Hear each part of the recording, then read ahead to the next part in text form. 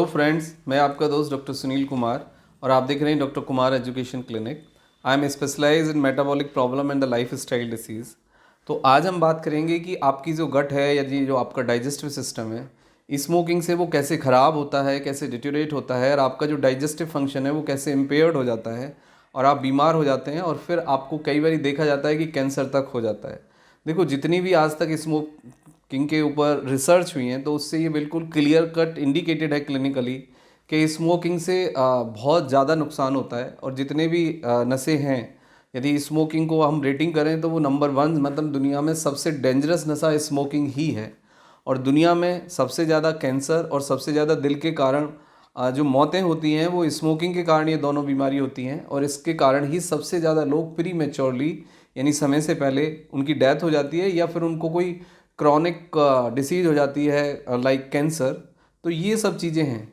तो जहाँ तक स्मोकिंग है वो नुकसानदायक है। आपको स्मोकिंग से आपको एसिड बनता है, एसिड रिफ्लेक्स होता है, पैप्टिक अल्सर होता है, जीआई अल्सर होता है, आपको एनोरेक्टल प्रॉब्लम्स होती हैं, लिवर डिसीज़ होता है, coronary artery disease, hypertension, pancreatic disease, depression, ये सब चीज़ें देखी जाती हैं। लेकिन स्मोकिंग का जो डायरेक्ट और सबसे ज़्यादा इमीडिएट जो इफ़ेक्ट आता है वो आपके गट पे आता है, वो आपके डाइजेस्टिव सिस्टम पे आता है।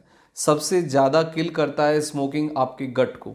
बहुत सारे लोगों को डाइजेशन संबंधित प्रॉब्लम्स होते हैं तो वो आके पूछते हैं कि भाई आँत क्यों ख़राब हो गई, क्यों कमज़ोर हो गई, क्यों आंतों की फंक्शनिंग प्रॉपर्ली नहीं हो रही है। यदि आप स्मोकिंग करते हैं, तम्बाकू चबाते हैं, तो आप अपनी इंटेस्टाइन को ग्रेजुअली डिटेरियोरेट कर रहे हैं, डैमेज कर रहे हैं और उससे कुछ ना कुछ बीमारी आपके फ्यूचर में आएगी। तो एक्चुअल में जो स्मोकिंग के अंदर है वो फ्लोराइड्स है, कार्बन है और जितना भी इसके अंदर पॉल्यूशन है, जो गंदगी है, वो आपके इंटेस्टाइन के अंदर, आपके जो इंटेस्टाइन की वॉल है उसको डैमेज करती है, उसको डिटेरियोरेट करती है। एक रिसर्च के अनुसार लीकी गट के बारे में आजकल बहुत बात होती है कि भाई आपकी गट लीकी हो गई, यानी इसका मतलब ये होता है कि आपके जो एब्जॉर्प्शन वाला पार्ट है, यानी अच्छा और बुरा सब कुछ आपके इंटेस्टाइन के अंदर मिल गया और लीकी गट हो गई और इसीलिए आप बीमार होते हैं। ये एक आयुर्वेद का एक कॉन्सेप्ट है और मैं इस कॉन्सेप्ट से कम्प्लीटली सहमत भी हूँ। बहुत सारे लोगों को लीकी गट होती है और लीकी गट होने के कारण बहुत सारी प्रॉब्लम्स आपको होती हैं। लेकिन जो इमीडिएट प्रॉब्लम होती है वो अल्सर होता है, हाइपर एसिडिटी होती है, एसिड रिफ्लेक्स होता है। एसिड रिफ्लेक्स के कारण लोगों को फिर कफिंग होता है, जुखाम खांसी होते हैं और ये एक एक्सटेंशन है, सीरीज़ बन जाती है। यानी एक बीमारी दूसरे को पैदा करती है और दूसरी तीसरे को पैदा करती है। यानी कि आपने पढ़ा भी होगा, सुना भी होगा और आयुर्वेद वाले बहुत सारे लोग ये क्लियरली बात भी करते हैं कि बीमारी की जड़ है वो आपका पेट है। 90% प्रॉब्लम्स का पीछे डायरेक्टली और इनडायरेक्टली जो रूट कॉज है वो आपका गट है। तो स्मोकिंग को इमीडिएटली छोड़िए। स्मोकिंग एक नशा है। तो आप यदि हेल्दी प्रैक्टिस करेंगे, आप पॉजिटिव रहेंगे और आप अपनी गट, अपनी हेल्थ से प्यार करते हैं तो आपको स्मोकिंग छोड़ना चाहिए।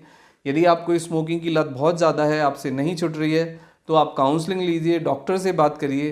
कुछ टाइम के लिए कुछ मेडिसिन आपको दी जा सकती हैं जो आपको स्मोक की जो लत है, जो आपको आदत हो गई है, यानी आप दिमागी रूप से, भावनात्मक रूप से, शारीरिक रूप से आप स्मोकिंग के साथ कनेक्ट हो गए हैं, तो उसको सीरीज़ को ब्रेक करने की ज़रूरत है और आपको कुछ पॉजिटिव एंगेजमेंट तलाशने की ज़रूरत है। वैसे आपकी गट को यदि स्मोक से काफ़ी नुकसान हुआ है, वो डैमेज हुई है, तो देयर आर सम फूड जिसको रिस्टोर कर सकते हैं, उसको बचा सकते हैं।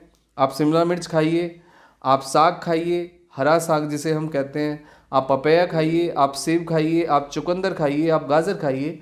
तो ये सब नेचुरल फूड हैं जो कि आपके टिश्यू को, आपके गट को, आपके इंटेस्टाइन को रिस्टोर करेंगे और आपके डाइजेशन को रेगुलेट करेंगे।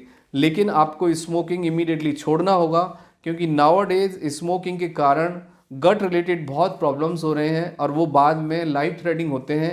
इवन कैंसर तक लोगों को हो जाता है। तो इससे आपको बचने की ज़रूरत है। और रेस्पिरेटरी कैंसर और कोलोन कैंसर में जो सबसे डायरेक्टली सबसे बड़ा कॉज है वो स्मोकिंग है।